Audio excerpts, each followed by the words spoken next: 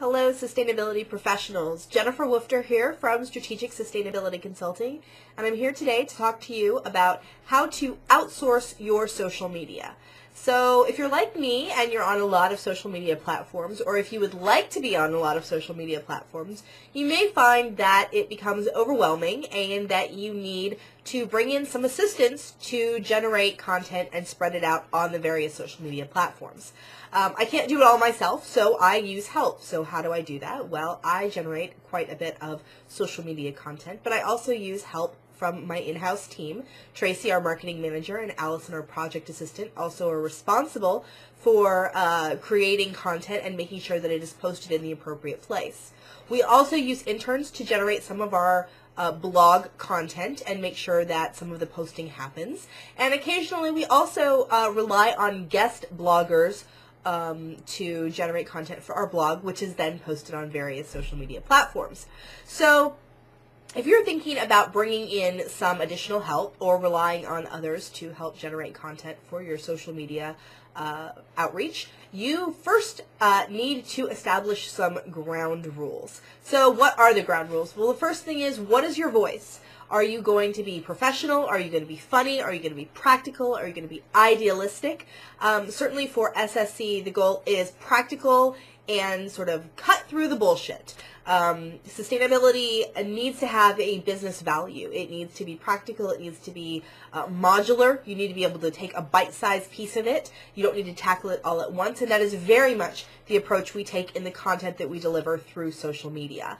The second thing is, what are the parameters of your social media outreach strategy? So, for example, some of the rules we have are that we don't mention clients without their express permission. We don't talk about them, even if they have a really great story, simply because that is not our story to tell, it's theirs.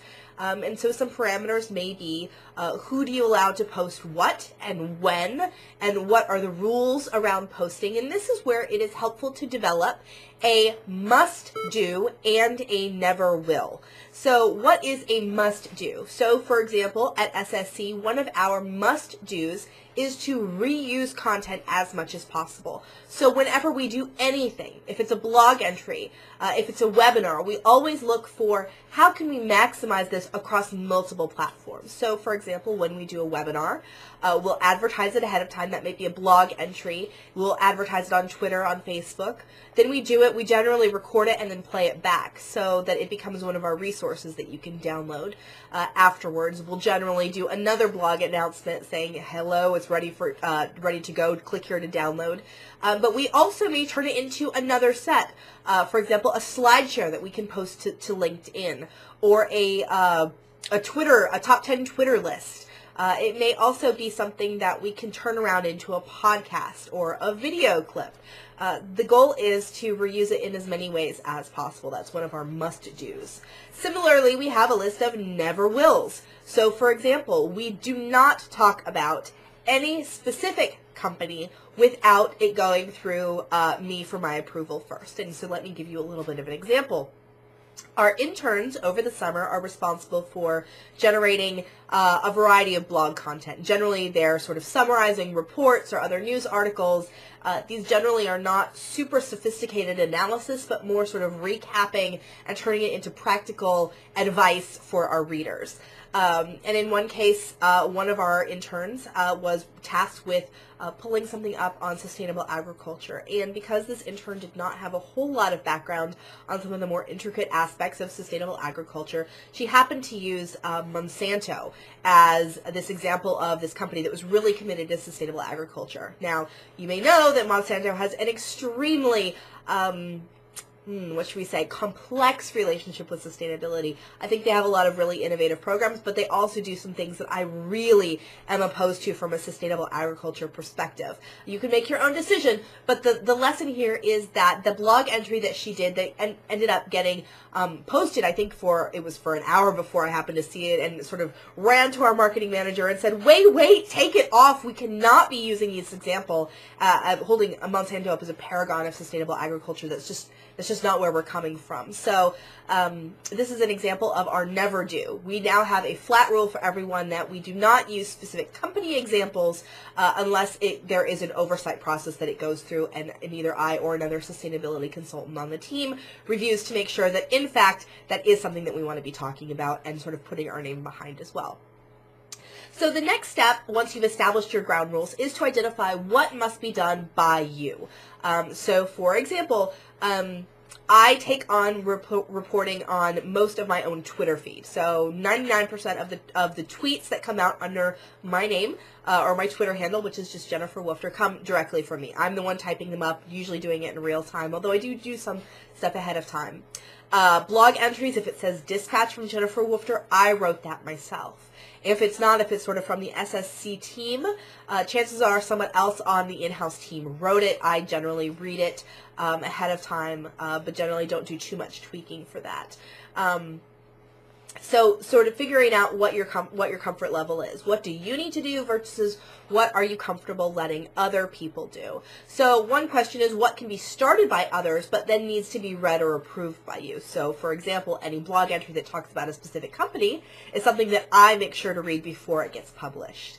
And then the third thing is what can be done without your oversight. Where can you not be included? And this is, I think, a really challenging thing for a lot of sustainability professionals, especially as you start to grow your team. Lots of times we, especially entrepreneurs, we feel this need to micromanage. You know, it's our name, it's our brand. But the reality is that when you get to the point where you really are, and you need to put out a lot of content, is that you probably need to step back a little bit and stop being a bottleneck. It can be very problematic when I tell my team that I have to read everything before it goes out. So one thing that has really helped is that I have completely given up reposting information. So for example, if I write an initial blog entry, but then it's going to go out on Twitter or Facebook, or we're going to take a webinar and turn it into a slide share and post it on LinkedIn, that is generally something that I allow the team to do without my oversight. If it is simply rehashing an article or sort of breaking it into, you know, the top 3 things that are most important about this report, that is also something that I typically don't get too involved with. It's been a process, though, really working over and phasing down. So things that I would initially write, sort of going over them with the in-house team, and then letting them craft some things that I then have oversight and approval over, and then gradually transitioning into a space where I don't have to be actively involved with every single thing that goes out on our blog, on our Twitter, on Facebook, LinkedIn, SlideShare, Prezi, all of these different tools.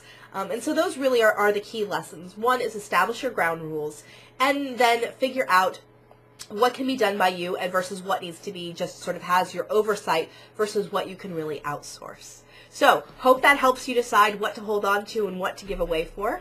If you're interested, if you liked this tip, I would encourage you to check out our Social Media for Sustainability Professionals program.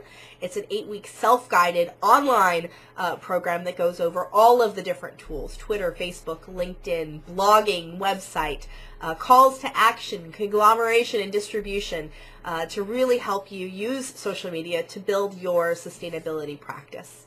Check it out at sustainabilityconsulting.com, and you can click on the Social Media for Sustainability Professionals logo on the right-hand side. Thanks.